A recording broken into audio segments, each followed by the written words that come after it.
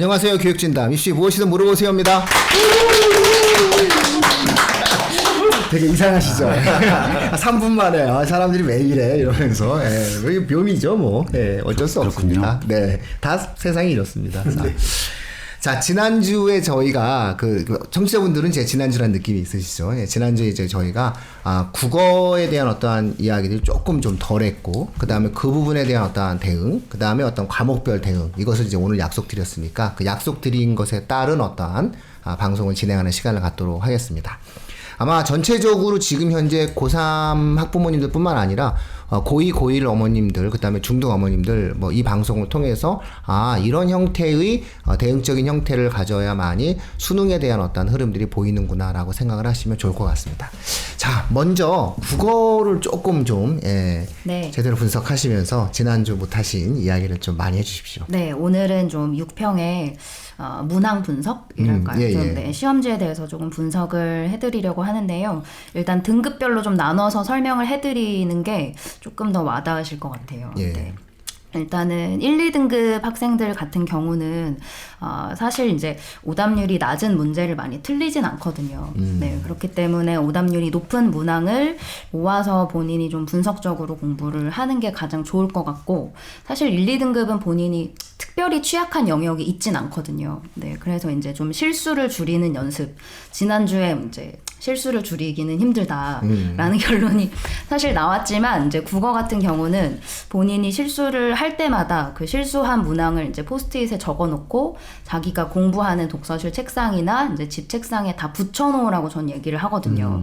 그래서 이제 매번 자기 전에 그걸 계속 자기 실수를 맞닥뜨리면 어느 정도 좀 의식적으로 실수를 안 할 수 있기 때문에 네, 그런 식으로 좀 실수를 줄이는 게 좋을 것 같고요. 이제 3, 4등급 같은 경우는 제가 정말 추천드리고 싶은 게 국어 영역에 문법이라는 영역이 있어요. 근데 3, 4등급은 사실 문법을 거의 못 하거든요. 왜냐하면 체계적으로 공부를 한 적이 별로 없기 때문에. 근데 이제 영역 중에 다른 영역에 비해 문법은 공부했을 때 좀 성적이 확실하게 나오는 영역이에요.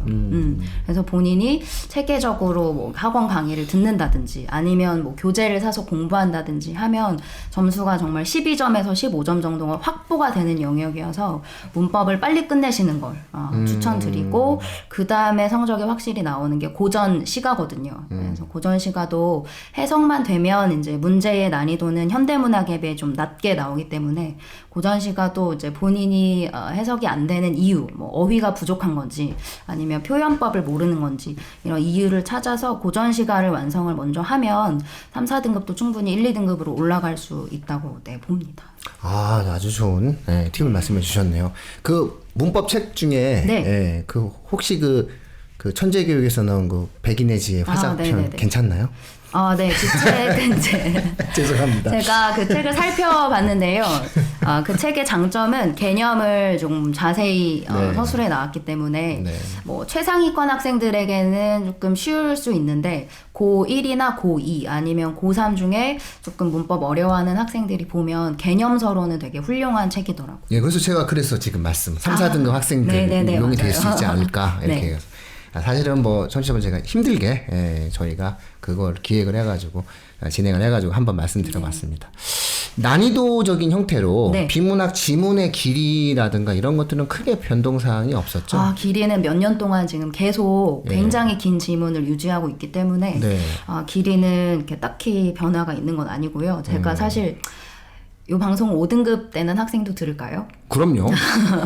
7, 8등급이 있어요. 제가 그 학생들 대학도 보냈는데. 오히려 그런 분들이 이 방송을 통해서 희망을 가져야 돼요. 사실 그 5등급 정도 되는 학생들이 비문학 장형 지문을 건드리기가 쉽지가 않거든요. 그래서 저는 과감하게 포기하라고 얘기를 하는 편이고. 술이 30번이 됐네요. 왜냐하면 이제 비문학 지문이 저희가 지문이 길어지면서 5지문 나오던 게 3지문으로 줄었어요. 근데 이제 3개 중에 5등급 학생들은 보통 과학기술을 좀 손을 못 대거든요. 아니면 이제 경제라든지 그런 지문을 과감하게 포기하고 한 번으로 찍고 차라리 뒤에 43번부터 45번을 푸는 게 훨씬 본인의 점수에 도움이 많이 되고, 지금 본인이 5등급이라면 그런 전략을 쓰면 4등급까지는 올릴 수 있거든요. 그러니까 차라리 그 짧은 지문을 열심히 풀고 네, 시간이 남으면 한번 도전을 해보고 왜냐하면 그게 안 어차피 될 풀어도 경우에는 틀리기 때문에 네, 본인이 풀 수 있는 뒷부분 난이도가 좀 낮은 부분을 어디서 많이 들어본 말 같아요. 네. 기시감이 있어요. 수학 선생님들이 하시던 말씀이 자꾸 떠오르는 것 같아요. 어차피 못 풀어 이러면서 그렇죠. 안타깝죠. 네, 그런 어떤 말이 이게 있네요. 고1 대상이면은 풀어서 연습을 해라 하겠는데 지금 고3이 6월 모의고사를 본 이 시점에 5등급 학생이 이제 최고 난이도 비문학을 공부해서 맞추기는 사실 불가능합니다. 자, 지금 이 방송은 고3 학부모님들은 든 게 아니라 사실은 고2, 고1 중등 어머님들이 많으시거든요. 어떻게 대응하셔야 되는지 아셨죠? 네. 네, 책을 읽으셔야 되고 네, 맞습니다. 글을 써야 됩니다. 안 그러면 고등학교 3학년이 돼서 우리 아이가 국어학원을 아무리 열심히 다닌다 하더라도 쉽지 않은 선택을 할 수밖에 없는 거죠. 이게 저도 사교육에 종사하고 있지만 학원계에서 해줄 수 없는 게 분명히 있거든요. 그렇죠. 네. 네. 자, 이제 이건 거의 지난주에 계산 실수는 없다. 계산 실수는 없다. 정신 차려라. 응? 이런 어떠한 원 원장님의 말씀처럼 국어에 있어서도 청취자분들의 가슴을 울리고 머리에 새겨야 될 그런 말씀인 것 같아요. 네. 실질적으로 거의 불가능에 가까운 일이다. 네. 그러니 그 능력치를 중학교 그다음에 고등학교 1학년 때 기르지 않으면 안 된다. 네, 고1까지는 그렇죠. 꼭 하셔야 되고 저도 지난주에 그 수학 원장님께서 하신 말씀에 동의하는데 실수도 사실 실력이거든요. 네. 그리고 이제 자기가 실수한 문제를 자꾸 이렇게 세모치고 넘어가는 거 그것도 이제 자기를 합리화하는 거기 때문에 사실 고3까지 계속 그 합리화가 반복되다 보면 태도를 고칠 수가 없어요. 그래서 빨리 그 태도를 고1 때 고치셔야 하지 않을까. 네, 심각한 문제. 그렇다면 학원을 다니면서 문제를 풀이 위주의 그 교육을 한다고 해서 되지는 않을 거 아니에요. 2,500자의 장문의 지문인데 네, 네. 읽는 능력 자체가 길러지지 않으면 맞아요. 불가능하잖아요. 기본적인 독해력이 없으면 이 장지문은 절대 풀 수가 없고 사실 이제 올해 6월에 출제된 거는 과학에는 생물 지문이 출제됐고요. 사회 영역에는 이제 경제 지문이 출제됐거든요. 근데 경제는 어느 정도 뭐 용어의 개념, 뭐 예를 들면 채권, 금리 이런 비문학에 자주 나오는 용어의 개념에 대한 배경 지식을 알면 문제풀이에 좀 도움이 되는데 과학 같은 경우는 제가 생물 2 한 학생 시험지를 봤거든요. 근데 생물 2를 해도 국어에서 자꾸 오답이 나와요. 생물 지문인데도. 그래서 배경 지식을 가지고 있다고 이걸 풀 수 있는 시험이 아니기 때문에 근본적인 독해력이 좋아야 하고 독해력을 기르기 위한 공부가 아니고 훈련을 하셔야 됩니다. 네. 좋은 말씀입니다. 공부가 아닌 훈련이니까 네. 글쓰기와 독서가 네. 결국은 국어학습과 결합되지 않으면 의미가 없다. 결국 저학년 시기에 만들어진 토대가 그렇죠. 결국 수능의 1, 2등급을 좌우한다는 거네요. 그러니까 수능의 3, 4등급은 그냥 학원을 다녀서 만들어낼 수 있는 영역이 될 수도 있을지 모르나 정말로 수능의 1, 2등급을 원하신다면 장문의 2,500자 지문을 결국은 해결해야 되는데 그 장문의 2,500자 지문은 고등학교 3학년이 돼서 학원에서 문제풀이 위주의 수업을 듣는다 해서 얻어낼 수 있는 영역은 좀 아니지 않느냐. 마치 수리가 30번 문제를 네. 고등학교 3학년이 돼서 공부해서 문제를 맞추겠다는 것과 똑같은 태도다. 그렇죠. 뭐 그렇게 이렇게 되면 우리가 모든 학생이 다 1등급이 나오겠죠. 그게 가능하다면. 네, 정말 야무지고 단호한 말씀들이신데 정말 상처가 될 수 있는 말입니다. 너무 뼈를 때리나요, 자꾸. 뼈를 때려야 됩니다. 근데 사실 뼈를 때려야만이 이게 저는 사실 지난주에 그 원원장님한테 너무 감사했던 게 뭐냐면 이거예요. 거의 뭐 불치병 수준입니다. 정신 차리셔야 됩니다. 이 말이 정말 의미 있는 말이에요. 계산 실수라는 말을 자꾸 하면서 상대방의 마음을 풀어주는 것보다는 단호한 말을 통해서 오히려 경계의 마음을 심어주는 것이 훨씬 더 의미 있는 결과를 가져올 수 있고 네. 변화를 줄 수 있는 거거든요. 네, 그런 면에서 또 저는 철저하게 동의합니다. 저희도 학생들한테 다음번에 실수 안 할 수 있어. 다음번에 잘할 수 있어. 이렇게 말하는 게 오히려 더 편할 수 있거든요. 근데 사실 다음번에 또 실수하거든요. 예. 네, 그래서 그거는 본인이 의식적으로 고쳐야 되는 문제고 뭔가 이렇게 타인에게 의존하는 거는 별로 효과가 없는 것 같아요. 정말 야무집니다. 시간이 오래 걸린다는 거죠. 어떤 국어라는 과목은 단기간에 완성되기까지 그렇죠. 그렇죠. 네, 결국은 약간 피라미드식으로 완성을 시켜야 되는. 어렸을 때부터 독서량이라든지 이런 부분들을 다 많이 잘 독해력이다라고 하는 것이 어느 순간의 읽기 능력이거든요. 그러니까 이 읽기 능력이라고 하는 것이 이제 쌓여가는 어떤 과정이 있다는 거고요. 왜냐면은 2500자의 장문의 지문은 기본적 독해력이 없으면 해결이 불가능한 거라는 거죠. 결국 그런 내용으로 맥락적으로 말씀드린 거죠. 얼마 전에 판사님도 판례를 내렸잖아요. 그 쌍둥이 사건. 네. 거기서 정확하게 수학과 국어와 수학은 단기간에 성적을 올릴 수 있는 그렇죠. 과목은 아니다. 그렇게 되기가 쉽지 않기 때문에 표정이 환경이 어두워지십니까? 그렇게 쌍둥이 얘기하니까. 네. 그쵸. 자꾸. 그 S여고. 그쵸. S여고. 아니, 그 방송은요, 다 얘기해요. 숙명여고라고. 그 레벨이 그 수학과 그 네. 얘기했던 그 수학 학원 다녔던 그 레벨이 어디서 많이 본 레벨이던데. 깊은 생각이죠. 그죠? 그렇게 레벨을 나누는 학원이 많지가 않거든요. 그래서 딱 알고. 자, 그런 식으로, 그렇다면 이번엔 그러면 그 수학에 대해서 한번. 수학이 뭐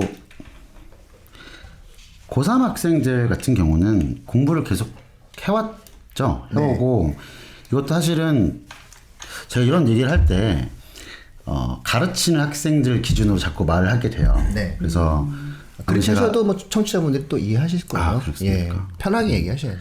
그러니까 아까 전에 이제 몇 등급 맞는 학생들 이렇게 왜냐면 받아들이는 게 다 다르잖아요. 그리고 해당 등급마다 할 수 있는 거랑 해야 될 게 다 달라서 그래서 그냥 상위권 애들은 지들이 알아서 잘 하기 때문에 걔네가 해야 될 거는 이제 그런 거죠. 이제 6평이 지나고 9평까지 보고 나면 엄청나게 많은 실전 모의고사들이 쏟아져 나와요. 고3 때. 그럼 상위권 학생들이 뭘 하냐면 그걸 다 사서 푸는 짓을 해요. 제가 왜 짓이라고 표현하냐면 그 중에는 이제 좋은 문제가 가끔씩 보이기도 하는데 평가원 문제랑 놓고 보면 무조건 평가원 문제가 좋거든요, 그냥. 그러니까 쓸데없는 걸 물어보진 않아요, 평가원은. 근데 이제 시중에서 만들어지는 문제들을 보면 좀 과한, 그리고 출제할 필요 없는, 그리고 이런 것들을 많이 꼬아서 내는 문제들이 좀 많아서. 그러니까 저희가 이제 수학 변태라고 놀리긴 하는데 그런 것만 풀기를 원하는 거예요. 그러니까 자극을 계속 받고 싶어 하는 거죠. 그래서 기존에 있던 기출 문제를 등한시하거나 이게 근데 그 학생도 저는 이해가 가는 게 보통 대여섯 번 이상 보면 애들이 문제를 보자마자 답을 알아요. 맞아요. 그리고 풀이도 알아요. 그러니까 일단 답이 문제를 읽지도 않아요. 문제가 수학 문제가 6줄이라고 하면 그냥 얼핏 0.1초 보고 나자마자 이 문제의 풀이와 답이 떠오르는 학생들이 있어요. 수학을 잘하건 말건 간에 반복해서 보다 보니까 그래서 기출을 풀어야 된다는 걸 알면서도 그걸 하지 않아요.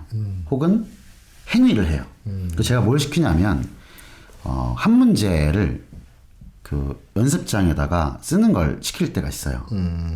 그래서 그 풀이를 보면 다 아는지 아니면 대충 아는지가 보이잖아요. 얘기를 좀 해줄 때가 있거든요.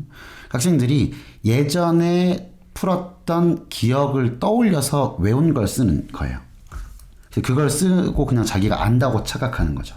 언제 아냐면 자기가 몰랐다는 걸 재수할 때 알더라고요. 현역 때는 몰라요. 자기는 기출을 6번, 7번을 풀어서 다 안다고 하는 거죠.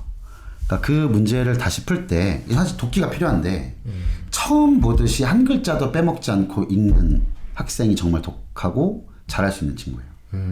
10번째 볼 때에도 문제를 다시 읽어요. 못하는 친구들은 3번째 볼 때부터 안 풀어요. 걔는 죽어도 1등급을 맞을 수가 없어요. 절대로. 실수를 하건 말건 간에 아무리 실수 안 한다고 해도 1등급을 못 맞는 친구들이 한 3번째 볼 때 다 넘기는 친구들이죠. 그러니까 지금 남은 기간 동안 해야 될 게 사실은 각 교과서별로 미적분 그리고 확률과 통계, 기하 벡터에 목차를 보는 거예요. 목차. 이미 안 배운 단어는 없어요. 대부분 학생들은 몇 번씩은 배웠는데 이 목차를 외우고 있는 학생은 흔치 않아요.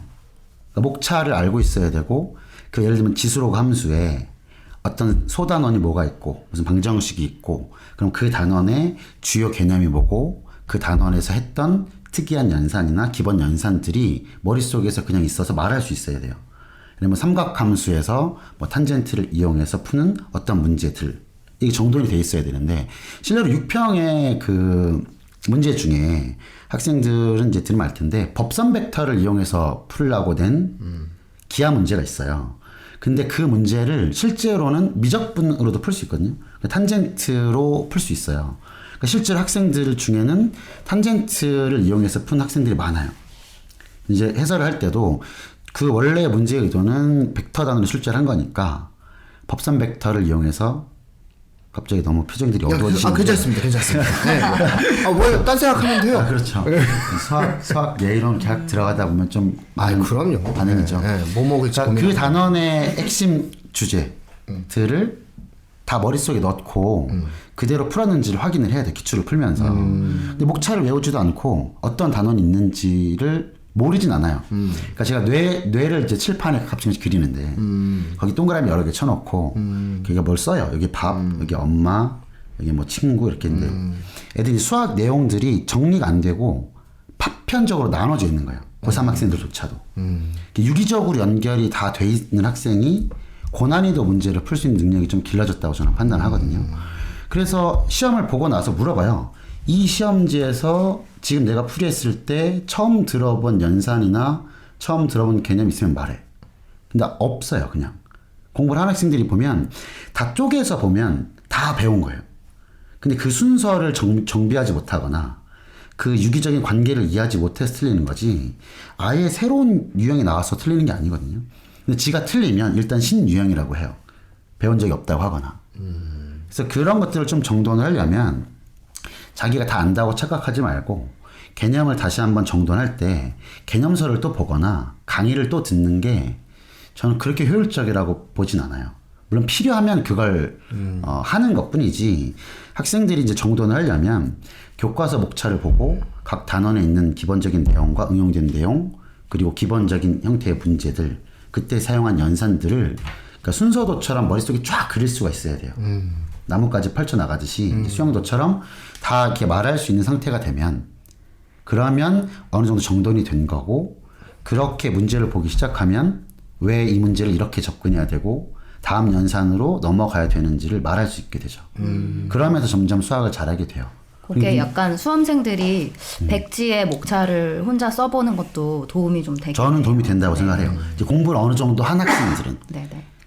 이걸 이렇게 말했을 때 그냥 목차부터 외운 애들이 있어요. 공부를 안 하고 목차를 외우는데 사실은 공부를 어느 정도 하면 단원 이름은 다 알 거고 그럼 그 단원의 소주제들까지도 연상이 돼야 된다는 거죠.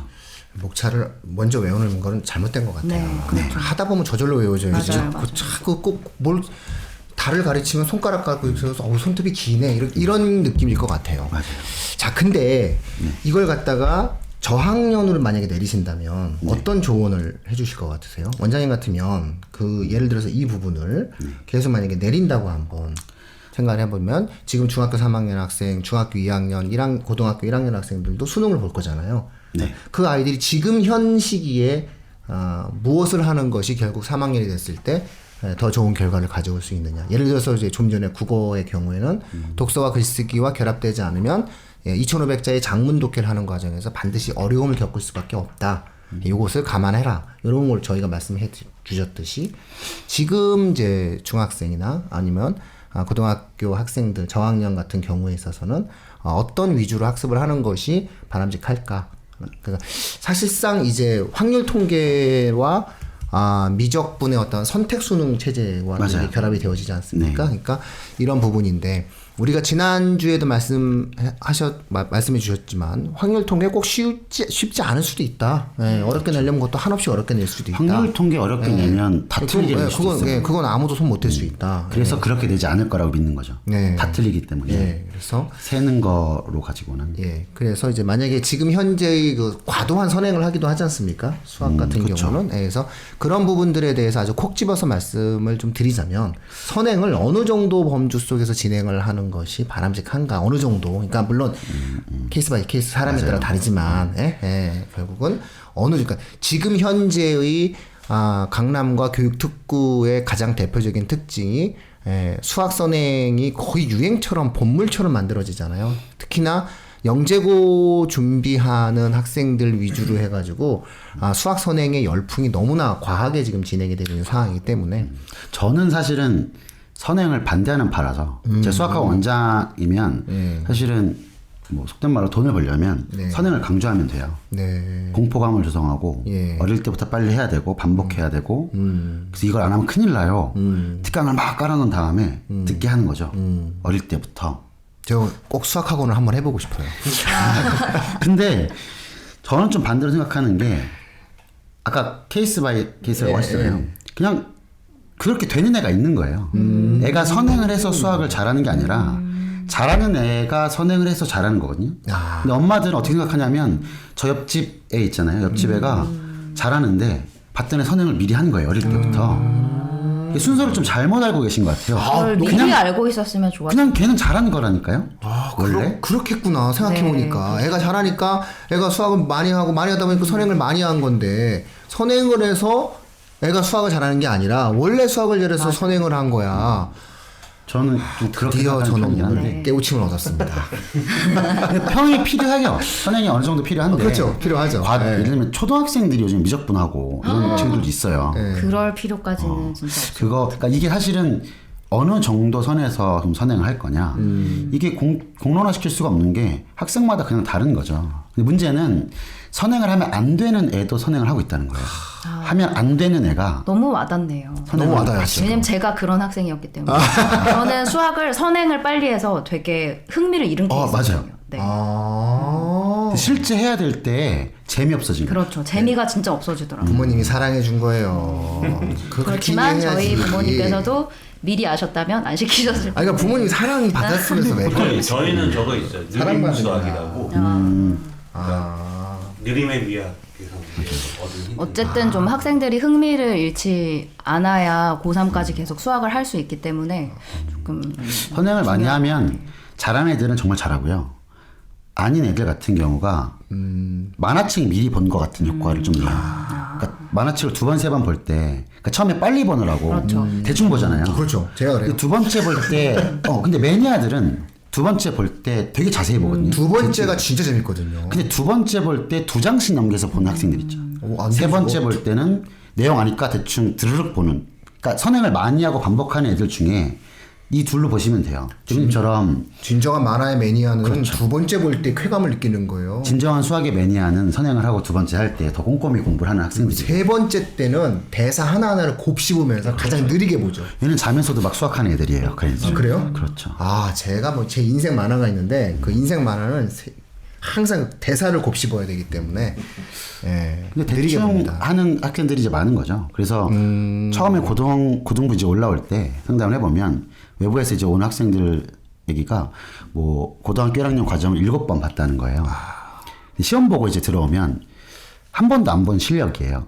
근데 7번 봤다는 거죠. 근데 최근에 안 해서 잊었다는 거예요. 최근에는 더 뒤에 걸 선행을 하느라 1학년 걸 선행을 최근에 안 해서 틀렸다는 거예요. 이상한 말이니까 선행을 하는 이유는 그 시점에 잘하려고 하는 건데 계속 선행만 하면서 그 시점에는 계속 못하는 상태가 벌어져요. 고1, 고2, 고3. 아, 저는 오늘 정말 지금 뇌가 제가 사실 어저께 우리 모든 전 국민은 축구를 봤잖아요. 특히 뭐 저는 당연히 축구를 보는데 저는 정갈한 마음으로 샤워하고 난 다음에 앞에다 제가 원래 요즘 다이어트 때문에 밤에 술 안 먹는데 심지어 혼술 준비를 갖춰놓고 같이 보자는 거 다 끊은 다음에 그렇게 하면 안 돼. 오늘은 이렇게 경망스럽게 축구를 보면 안 되는 거고 오늘은 진중하게 봐야 돼라고 하면서 이제 같이 보자는 모든 약속을 깬 다음에 홀로 조용히 그래도 탁 놓고서 이제 술을 먹고 지금 몸이 굉장히 아침부터 해롱해롱 상태였는데도 불구하고 오늘 지금 이 말을 제가 이제 항상 하는 얘기가 있지 않습니까? 제가 설명회 때에도 항상 하는 얘기가 제가 이제 미국과 유럽의 교육 제도를 되게 선진적이다라고 주장을 하고 있는데 특히 그 미국이나 북미 교육에 있어서 왜냐면 사실은 인류 문명이 지금 북미를 중심으로 유럽을 중심으로 뻗어가고 있다면 결국은 교육적인 시스템도 당연히 그들이 우수할 수밖에 없는 거거든요. 그러니까 합리적 상식으로 전 세계의 물질 문명을 선도하는 나라가 북미와 유럽이라면 전 세계 가장 선진적인 교육 시스템은 북미와 유럽이 맞는 거거든요. 자, 현재까지는 그랬을 때 그들의 수학 교육에 대한 태도를 제가 이제 들어서 알고 있는 그런 부분들 혹은 제가 직접 경험한 부분은 뭐냐면은 그들의 수학에 대한 과목에 대한 태도는 예체능과 똑같아요.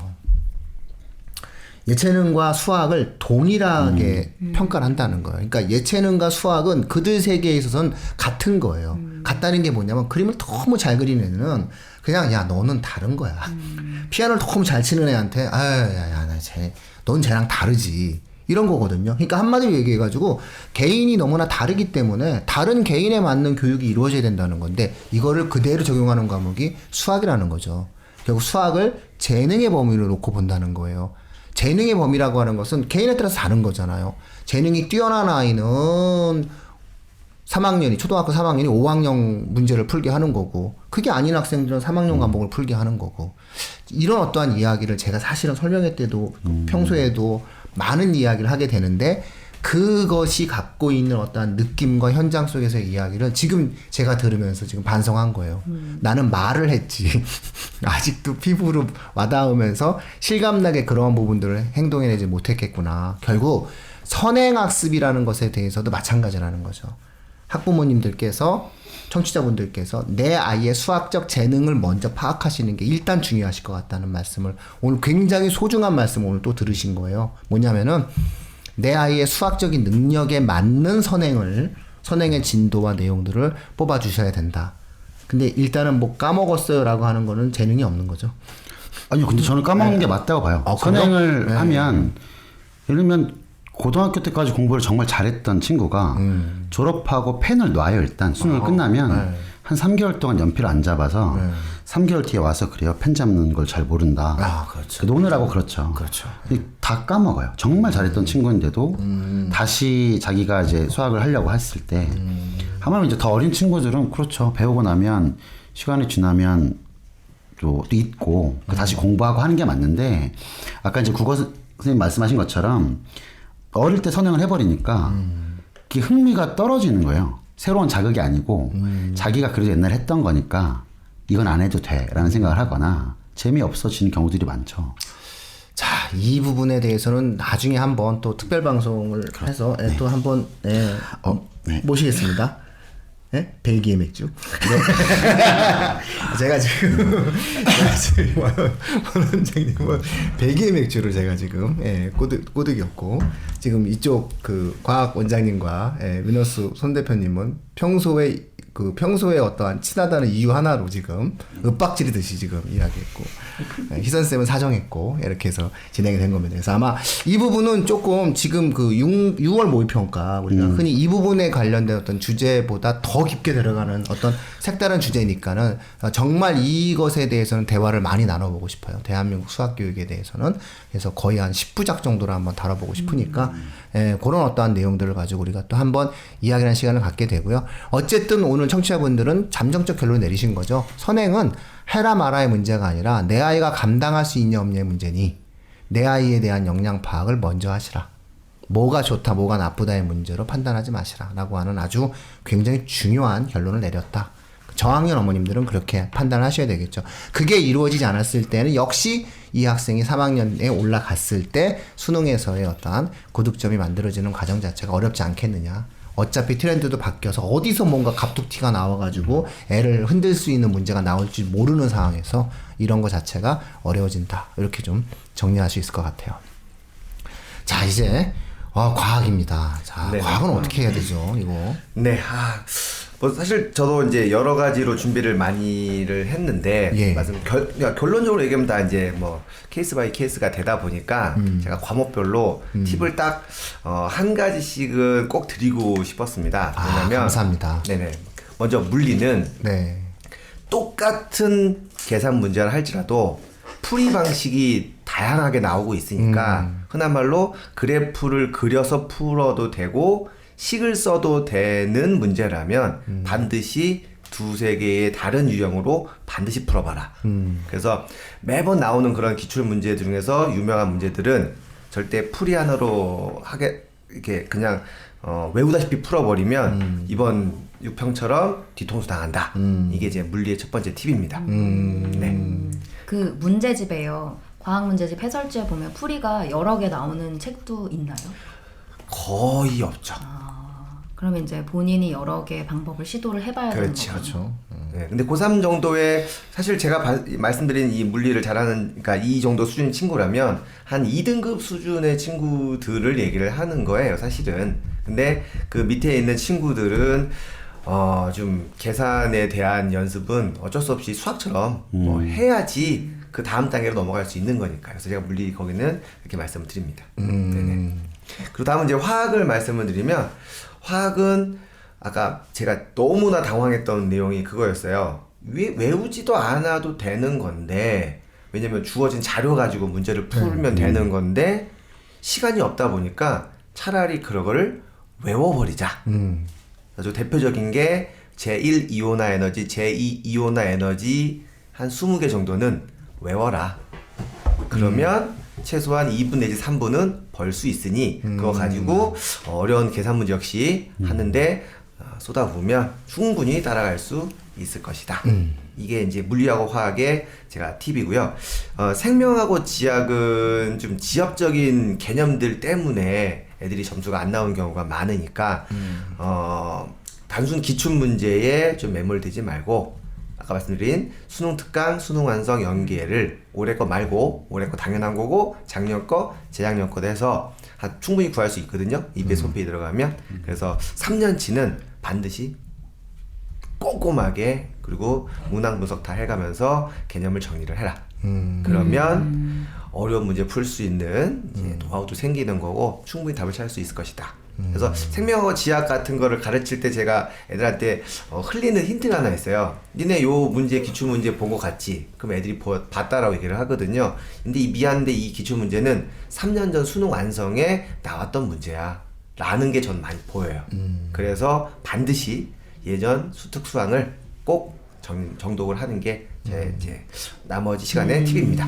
아, 그런데요. 그 팁을 저학년으로 한번 내려주세요. 네. 자, 그러면 이제 네. 중학생이나 고등학교 1, 2학년 학생들도 그거 똑같잖아요. 수능을 보는데 지금 고등학교 3학년은 그런 식으로 해서 기출문제 정리한다 치면 네. 예를 들어 중학교 학생들, 특히 지금 공대나 의대를 지망하고 있는 학생들, 약대를 지망하는 학생들 같은 경우, 그러면 지금 중학교 3학년 학생이 당장 여름방학 때, 그렇죠. 예, 이럴 때에 집중해야 될 과학 공부의 방식은 어떤 내용이 될까요? 일단은 좀 우리가 흔히 말하는 이제 뭐 공대 쪽 라인하고 그다음에 의대 쪽 라인을 이렇게 생각을 했을 때 단순하게 공대는 물리, 뭐 의대 약대는 뭐 화학 생명 이렇게 생각을 할 건데, 문제는 이제 내신 자체도 중요하니까 어쨌건 고2 과학에서 기본 베이스는 물리하고 화학이니, 물리 화학은 뭐 잠깐 그렇지만 선행은 제가 봤을 때는 좀 해야 된다는 게 제 생각입니다. 왜냐면 이게 단계별로 풀어야 되는 문제의 수준이 있어요.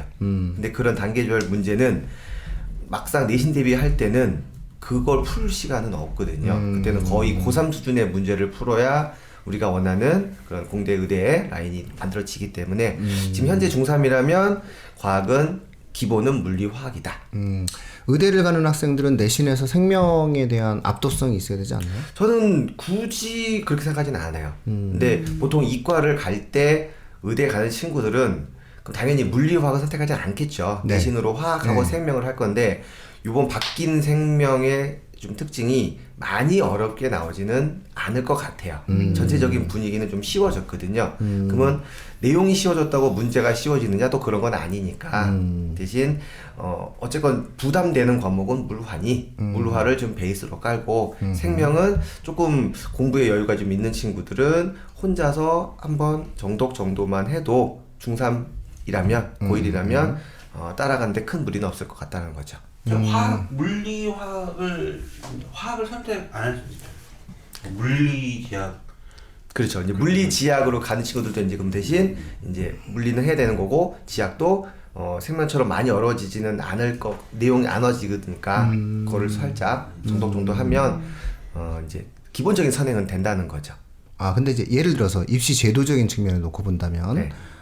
의대를 가는 학생들의 제1과목은 이제 생명과학이 되는 거잖아요. 그렇다면 생명과학에서 1등급이 못 나오는 학생들은 사실상 의대 입시 자체가 불가능해지는 상황이라는 거죠. 학종 얘기죠. 네, 학종 얘기하는 겁니다. 그 다음에 생명경시에서 예를 들어서 상을 받아야 되는 어떤 압박감을 굉장히 많이 갖고 있는데, 이런 학생들이 중학교 3학년 때 어느 정도의 공부를 하지 않고 고등학교 때부터 시작해서 3월달 고등학교 3월달부터 시작을 해서 이러한 형태의 성취를 물론 개인에 따라 다르겠지만 성취가 가능한 범주냐라고 하는 것에 대한 질문을 드리는 거예요. 네네. 그게 가능한가요? 지금 현재 중3 물리적으로 불가능할 것 같은. 여기서 물리는 거 그 물리가 아니라 네네, 그쵸. 시간적으로 좀 없지 않을까요? 그러니까 보통 생명이라는 과목을 그럼 굳이 제가 이제 딱 이렇게 의대 쪽으로 딱 하게 되면 네네. 저는 그러면 생명 1을 공부하는 게 아니고 사실 생명 1하고 2는 같이 사실 한 과목이거든요. 네네네. 이걸 굳이 나눠놔서 따로따로 배우니까 그런 친구들은 이거를 책 하나로 같이 공부하는 게 훨씬 더 낫다는 거죠. 예. 그래서 그 학생들이 준비할 수 있는. 이 여름부터 하지 않으면 안 되는 상황이다라고. 네네. 의대 학생들 같은 경우에 있어서는 좀 특이하죠. 네, 그래서 이게 이제 일반론적으로 공대나 자연계를 지향하는 학생들이 물리와 화학 위주로 공부를 하는 것은 뭐 자연스러운 어떤 흐름이 될 수 있을지 모르겠으나 만약에 그 학생의 특이한 지향이 명확하다. 나는 의대다. 그죠. 예, 이것이 약대다, 좀 그러면. 분명히 약대다라는 것이 명확히 만들어진다면 이 학생들은 고등학교에 올라가서 학종이든 아니면 뭐 수능이든 생명에서의 특이성을 명확히 보여줘야 되는 거기 때문에 네. 특화된 형태의 공부를 이때부터 진행을 해야 된다. 예, 이렇게 정리를 하면 될 것 같습니다. 과학도 쉽진 않아요 보면. 네. 어렵죠. 네. 그러니까 과학의 가장 큰 어려운데, 문제는 네. 선택에 대한 부분 때문에 그렇습니다. 이게 왜냐면 내가 선택할 수 있는 과목이 고2 때 2과목 있는 학교가 있고 3과목 있는 학교가 있다 보니까 또 이걸 고3 때 해야 되는 학교가 있고 안 해도 되는 학교가 있어가지고 선택에 대한 부분을 사실은 학교에서 많이 좀 도와줘야 되는데 학교에서도 네 선택이야라고 이렇게 방치를 해버리니까 저희들도 이제 고민이 되는 거죠. 학생 성향은 사실은 학교 선생님이 제일 많이 알 수도 있는데 저희는 이제 사교육이다 보니까 보는 시간이 적잖아요. 이 친구가 정말 좋아하는 게 뭐고 이러는 거를 저희들도 이제 꾸준하게 알아가는 작업이 지금 쉽지 않다는 거죠. 예를 들어서 이런 부분이 있어요. 3학 2학년 학생들 같은 경우 혹은 3학년 2학년이죠. 2학년에 예를 들어 학교에서 그 의대를 가고자 하는 학생이 있어요. 그렇죠. 그래서 의대를 가서 이 정도 학생이면 열심히 공부를 해야 되는데 그러면 당연히 이제 생물을 수강 신청하지 못하게 만드는 고등학교는 없어요. 네. 네, 그런데 문제는 이제 선택 과목이죠. 그렇죠. 선택 과목에서 이제 이 학생이 선택을 하는데 사탐을 어쨌든 하나를 해야 되잖아요. 그러면 사실상 가장 만만한 게 생활과 윤리 정도를 해주는 게 좋은데 왜냐면 이제 생활과 윤리와 사상은 좀 너무 무겁고 맞아요. 생활과 윤리를 하면서 뭔가 이렇게 자신의 인성도 좀 돌아보고 어떤 의료에 대한 어떤 생각도 해보고 제일 무난하고 또 성적도 잘 나올 수 있고 한데 이 학교가 이걸 개설 안 해요. 이 학교 이걸 만약에 예를 들어 개설하지 않고 이과 학생들은 대부분 다 자연계 학생은 대부분 다 여행지리 뭐 이런 거를 하는 학교의 분위기가 만들어지면 이건 정말 곤란한 상황이 만들어지더라고요. 요즘에 이과를 경제를 많이 선택하게 하는 학교도 많아요. 근데 이과를 경제에서 선택하게 하는 이건 이제 공대제랑 상경계의 호환성 네네. 때문에 그러는 건데 이 학생 자체가 경제적 경제가 뇌가 안 의대를 돌아가면 가야 이제 힘들어질 수 있거든요. 그래서 이런 것들이 좀 사실상 선택 과목에 있어서 굉장히 고민스럽고 아마 과학에 있어서의 어떤 고민이다. 그렇다면 무엇을 선택한다 하더라도 우리 아이가 기본적인 과학적 학습 능력을 기르고 있으면 모든 상관이 없는 상황이 만들어지는 거잖아요. 그래서 그렇게 저학년들은 과학을 대응하는 게 바람직할 것 같다. 저는 그래서 사실은 수학이잖아요. 수학과학. 근데 어느 순간서부터 과학을 학생들이 좀 많이 안 하는 그런 트렌드에 대해서 좀 이해가 좀 되지 않았었어요. 이게 또 사탐 영향일 수도 있어요.